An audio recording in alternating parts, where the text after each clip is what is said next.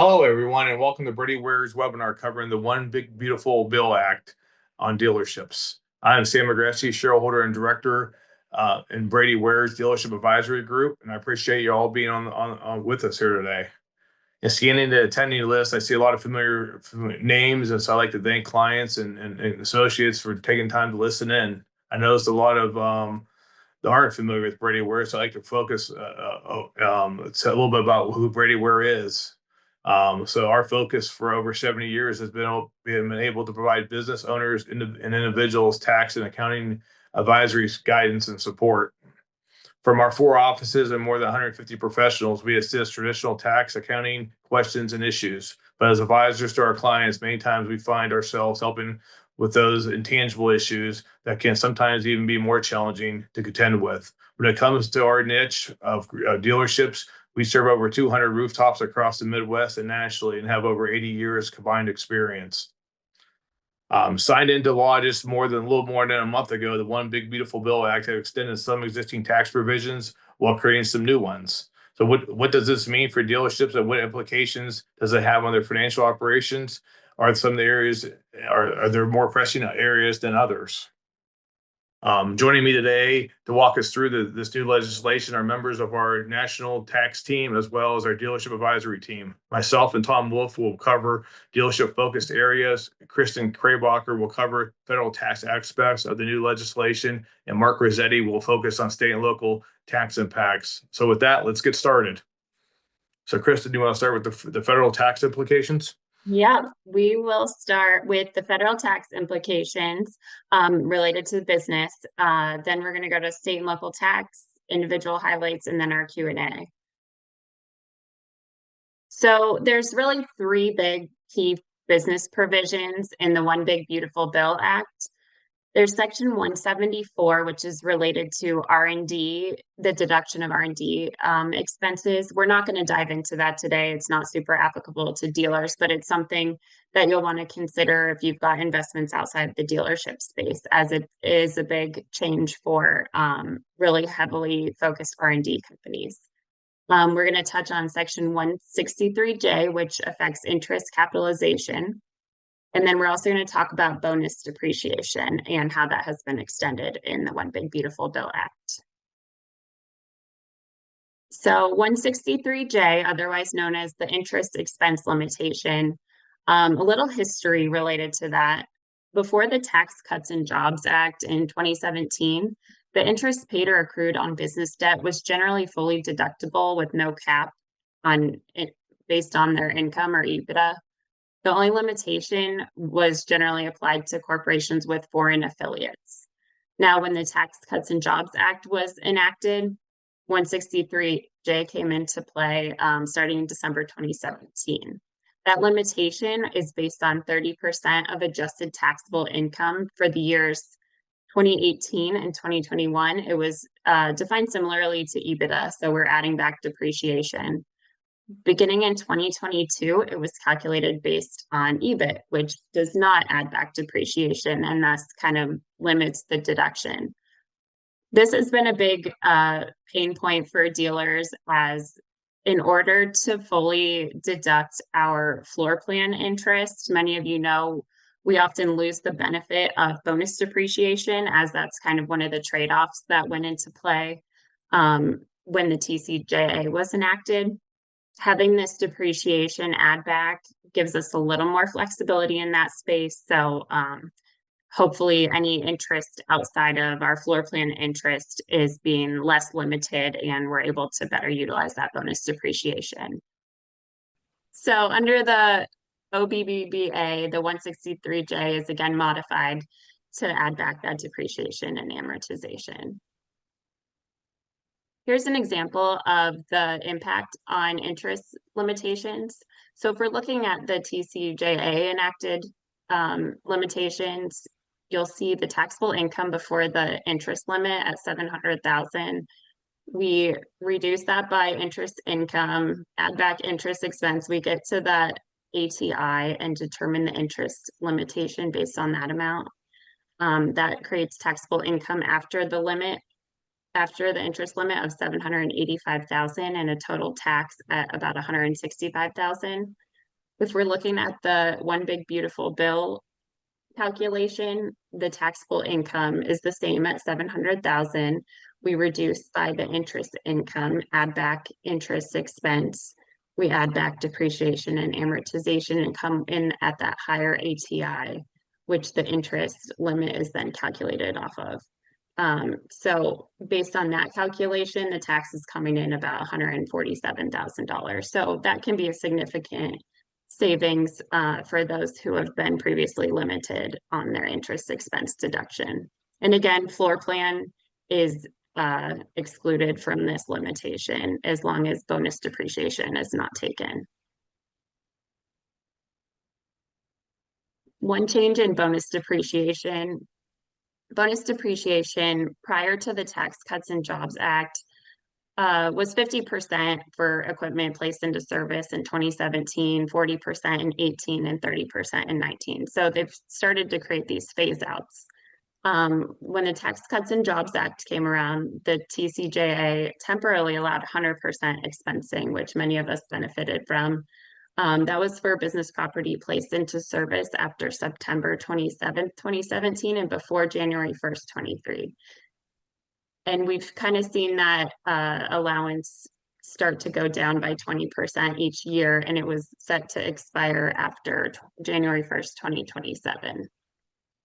Under the One Big Beautiful Bill Act, that 100% bonus depreciation was permanently restored for property acquired and placed into service after January 19th, 2025. There's also a new elective 100% depreciation allowance for qualified production property allowed for construction beginning after January 19th, 2025. Again, not going to be super applicable to dealerships, but if you have investments in other production property, you may be able to take advantage of this. Some other business changes, Section 179, the deduction increased to 2.5 million with a phase out threshold of 4 million for assets placed into service after 2024. Also, the filing thresholds for the 1099 NEC and 1099 MIS increased from 600 to 2,000, and that's going to go into effect in 2026. There's also a new tips credit related to the food and beverage industry, which is expanding to the beauty service industry, but again, not super applicable to dealerships. Qualified small business stock. Before the One Big Beautiful Bill Act, an active domestic C corporation with gross assets not exceeding $50 million could 100% exclude the gain on a sale of that stock if it was held for more than 5 years. The exclusion was limited to the greater of $10 million or 10 times the basis. With the OBBBA, an active domestic C Corp with gross assets not exceeding 75 million immediately after stock issuance can now exclude 100% for qualified stock held 5 years, 50% after 3 years, 75% after 4 years. And that exclusion is limited to 15 million. Again, we don't see a lot of stock sales in the dealership space, but this is a very beneficial thing to be aware of as if you're able to sell the stock of any other closely held corporation. Energy credits, as you all know, terminated after September 30th is the commercial clean vehicle credit, the previously owned clean vehicle credit, and the clean vehicle credit. And then it terminated after December 31st, 25. We're going to lose the energy efficient home improvement credit, residential clean energy credit, and sustainable aviation fuel credit. We've got some additional credits we'll lose in June of 2026, mostly related to energy efficient home, the alternative vehicle refueling credit, clean fuel production credit, building deduction credits, clean electricity, clean hydrogen, advanced manufacturing, and clean electricity investment credits. A couple small changes in the meals realm.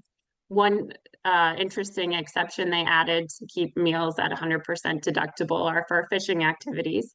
not super applicable, but it's something that an Alaska senator threw in there just to, secure his vote. Meals will otherwise be 50% deducted. And then there's going to be a prevention of payment for certain claims on the employee retention credit. And I believe those are for credits that were applied for in January of 2024 or after. 199A, you all probably know that as the small business deduction that was set to expire after 2025. 20% of qualified business income is exempt from taxation under this. There's phase out for specified service businesses and limits based on taxable income, wages, and assets in use.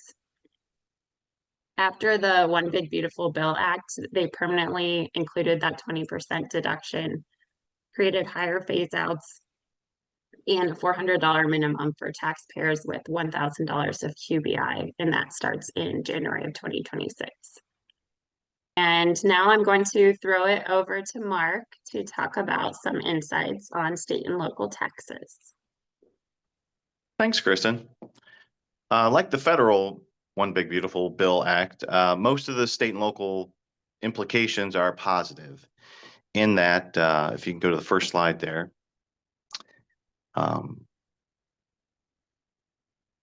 So there was talks of removing the cap or increasing the cap in the SALT cap realm. The cap was originally placed at the TCJA bill in 2017 at $10,000. So that obviously limited businesses owners' ability to deduct state and local taxes. And the states acted accordingly and implemented a regime to tax pass-through entities at the entity level. So it would circumvent that cap at the individual level. The One Big Beautiful Bill Act raises that $10,000 cap to $40,000. So you have a little bit more leeway, and there'll be a little bit more ability to look at the PTT regime and whether or not it's applicable. But this does provide a little bit of additional cushion for people who are in that realm. It is phased out for people who make over $500,000 a year, federal AGI, but just know that it's out there. Next slide, please. So one of the things that they kicked around when passing the One Big Beautiful Bill Act was getting rid of the PTET regime that these states have come up with. Thankfully, they did not do that. So right now, currently, we have 36 states, including Ohio, that allow a PTET regime, and that allows the pass-through entity to pay the tax on behalf of the individual, thereby circumventing the individual having to be subject to the $10,000 and now $40,000 cap. There are certain states that have expiring PTT regimes, and so with the One Big Beautiful Bill Act, you would think that they would pass legislation to extend those, and I fully expect them to do that, but just know if you're in some of the states listed there at the bottom, those states are in limbo currently. Next slide. So the next couple slides are all things that are related to federal changes that have state implications, because the states start with federal AGI generically, most do, and then either conform or decouple from the IRS changes. So just know if you have any of the next few slides, and I know it's not going to be much for dealerships, just like Kristin mentioned, R&E is not a huge item, but these are on a state-by-state basis. So depending upon what state your dealership is located, they will either conform or decouple from these provisions within the One Big Beautiful Bill Act. So R&E expenses, 163J has been around now for a while. Again, there's some pretty clear guidance on whether or not the states conform or don't conform. So depending upon your state, make sure you look into conformity. Next slide. Bonus depreciation, obviously this has been around for a really long time. Most dealerships understand bonus depreciation, and there's add backs and all sorts of ways to for states to claw back money. So just know that those are out there. Next slide. And the last one's the guilty and fitty. And again, these are international provisions, not necessarily applicable to US-based dealerships. Now we'll go through some of the individual income tax expectations under the OBBBA. There was a permanent extension of the lower income tax rate schedules for individuals. It adds an additional year of inflation adjustment for that 10% bracket and the 12% bracket, effective for taxable years beginning after 2025. You'll see the 2025 tax rates, the single filer up to 11,925 is paying 10%, and married filing jointly is at 23,850. And then we cap out 37% for single filers making over 626,350, and for those married filing joint filers, they'll pay 37% for income over 751,600. The higher standard deduction is established under the Tax Cuts and Jobs Act is now here to stay and will be increased with inflation. The single filers have a standard deduction of $15,000 this year. Married filing jointly is at $30,000 and head of household at $22,500. Again, these higher limits kind of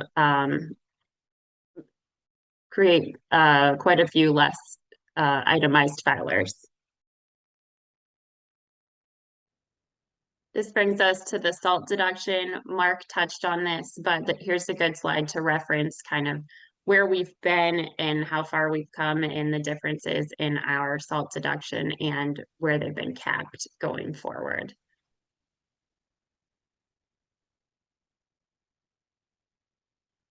There were a few changes to itemized deductions starting in 2026.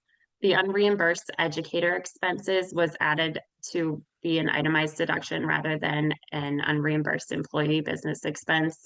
That allows it to continue to be deductible as employee reimbursement expenses are no longer deductible. There's now a phase out that was reinstated from before the Tax Cuts and Jobs Act, where depending on your income, those in high income thresholds could be phased out of their itemized deduction, ultimately getting a deduction for 35 cents on the dollar. So there's going to be some big planning implications to weight your itemized deductions in certain tax years so you get the full benefit of those deductions. As far as charitable deductions, they added a $2,000 deduction for married filing joint taxpayers that is allowed for even those that are using the standard deduction. I believe that's $1,000 for single filers. We've got some family-related credits. The child tax credit was made permanent at $2,200 per child.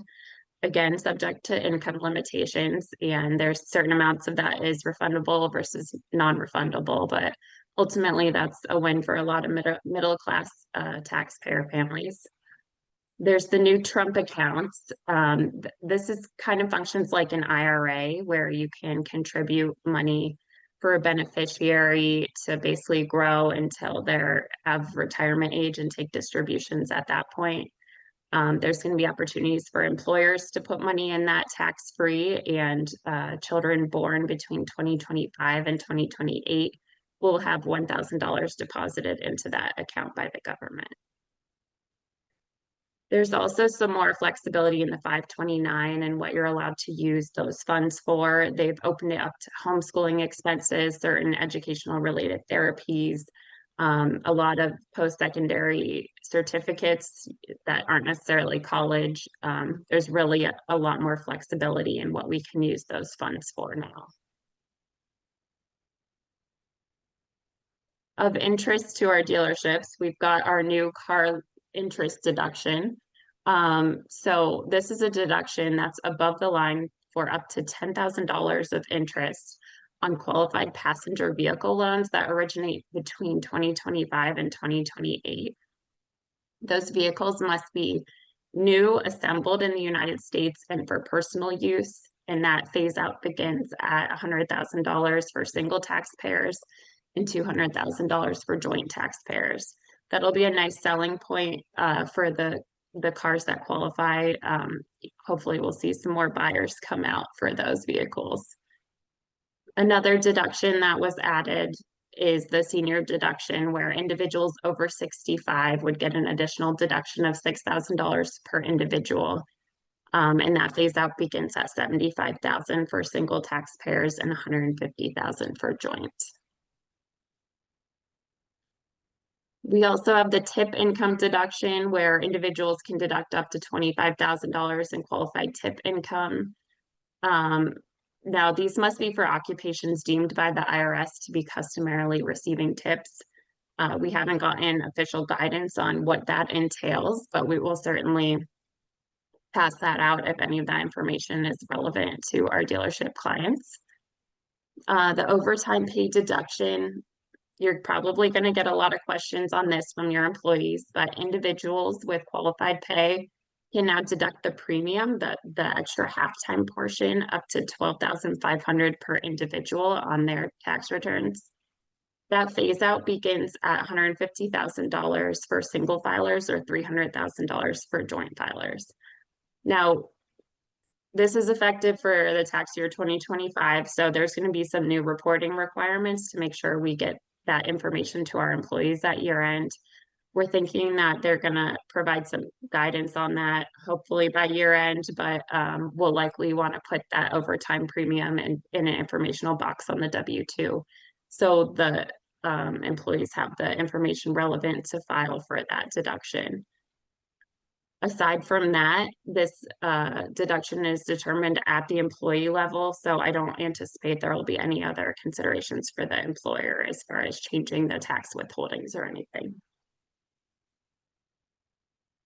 The estate and gift tax exemption, $30 million was set to sunset at the end of 2025 and revert back to 14 million. This $30 million exemption has been permanently extended and will continue to be indexed for inflation. So that's a win for, making sure our estates are not taxed. There's also a $19,000 gift threshold that will continue to be indexed for inflation. And now I'll throw it to Tom for the Q&A.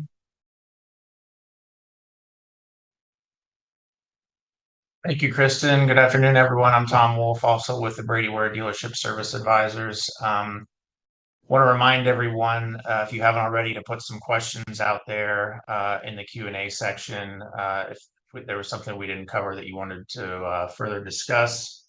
Wanted to thank Kristin and Mark both for their information today. Hopefully you found it was helpful.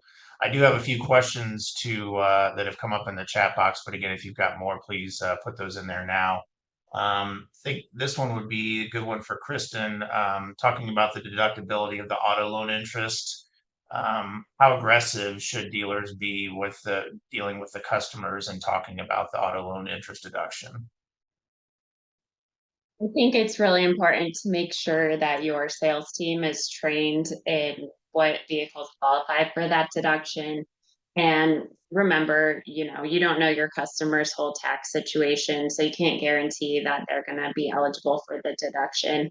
But it is a nice selling point as people look to finance their vehicles.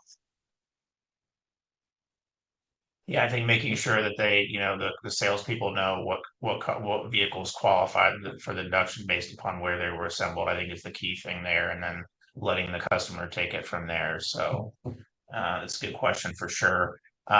Mark, I think this one would be best suited for you. So just with dealers kind of seeing some extra, audits from the state of Ohio in regards to sales and use tax, can you just spend a few minutes on some things to kind of just be aware of and kind of, high level things that'll really help with dealers make sure that they're prepared for those things and not going to get in any trouble? Sure. Yeah. Most people assume that a sales and use tax audit is going to focus on the sales side of things. And although they do cross-reference and check your sales and if you're charging tax properly, the focus of those audits tends to be on the use tax. So it's the purchases that dealerships make and the things that they pull out of inventory and use but don't accrue use tax. So if a dealership doesn't have a use tax license in the state of Ohio, I would say that's probably a big red flag for the state to come out and audit. Every dealership should have a use tax license. That's their only way to pay tax to the state of Ohio on things that they either pull out of inventory and use, or purchase that is subject to tax to them. And some of the big areas that I see on every audit is demos and service loaners. Obviously, if a demo is being used for a customer test drive, that's an exempt type of activity. But if the demo is being taken home by a salesperson or the owner or something like that, Ohio would say that's a taxable use. And so you'd have to calculate the taxable fair market value of that vehicle and accrue use tax on it. Same way with service loaners. I know some manufacturers dictate to the dealerships whether or not they can give those service loaners away for free, or whether or not they have to give those service loaners away for free. And obviously, if you're charging a rental fee to somebody for those service loaners, then you're probably charging sales tax on that rental. But it's the ones where you give it away for free that the state of Ohio would say the dealership is using that vehicle, and the fair market value of that rental for the month would be subject to use tax. So those, and then shop supplies obviously is always something that the state digs into, because a lot of dealerships put a shop supply fee on their invoices, on their service invoices, but that only covers resale of things that physically leave with the customer. So, if you're putting the paper floor mats in, if you're putting wax on the car, if you're putting air fresheners or something in the car, all those things that leave with the customer would be subject to the resale exemption. However, things that you purchase shop supply wise that doesn't leave with the customer, those would still be taxable to the dealership. And so that's generally an area that gets hit a lot. So if you are a dealership, you don't have a use tax license, or some of the things that I just said are items that you don't believe you're doing properly, there are ways to mitigate the potential exposure. There's voluntary disclosures programs in Ohio and other states where you can come forward anonymously, absolve yourself of that tax liability for a predetermined period of time, look back period, and then they waive penalties, and as long as you agree to be a good taxpayer on a go-forward basis. Appreciate it, Mark. I think that's great information. Like I said, we see a lot of issues and questions in that area, so I think that's very helpful. Looking at another question here, Kristin, maybe go back to the section 179 and bonus depreciation, just kind of how that's intertwined and how the limits have increased and the phase outs, just to make sure that is kind of understood for everyone. Yeah, so the 179 limits, you can now expense up to $2.5 million of asset additions in a single tax year. There's a phase out, so when you place more than $4 million of assets into service in a single tax year, you'll start to lose the benefit of some of that $2.5 million deduction. But on the other hand, there is 100% bonus depreciation if you do happen to go over that $4 million threshold. So between bonus and 179, we've got some really good options to expense asset additions. All right, good. Thank you. Looking here, maybe one more thing here. This one probably is for Mark on the CAT tax. Again, just kind of a hot topic. Maybe just talk a little bit of Mark about we've got a lot of dealers on here with multiple stores and ownership structures on how those grouping rules can work for CAT tax to make sure we've got some the right filing situations there. Yeah, so in conjunction with sales and use tax audits, a lot of times the state will open up a commercial activity tax audit. And although most dealerships understand that they're subject to the commercial activity tax and they have a general idea of all the receipts that are subject to it, the one area that really gets missed is the consolidated grouping. So you might have a situation where a dealership has operating entity, real estate entity, and reinsurance company, and all these different companies. And there's reasons to start new companies after the fact. And a lot of times people just forget to add those companies to the consolidated group. And the detriment is if they're part of a consolidated group, then any intercompany receipts get eliminated. But if you don't add them to the consolidated group, Ohio would say, well, wait a second, you're not in a consolidated group with that entity and it should have been filing. And so those intercompany receipts are now a gross receipt for cap purposes and subject to the tax. So you can run afoul of a lot of things just with the grouping. And once you're a consolidated elected taxpayer, it is pretty easy just to add companies in. But what I find is a lot of times people just assume that somebody added them in or that they got added. They don't include the receipts as part of the filing. And then when Ohio comes out to audit, they pick those receipts apart. So obviously, the actual gross receipts that get reported, that is an issue as well. What's includable, what's excludable, but the grouping is one that's a very common issue amongst dealerships. All right, thank you, Mark.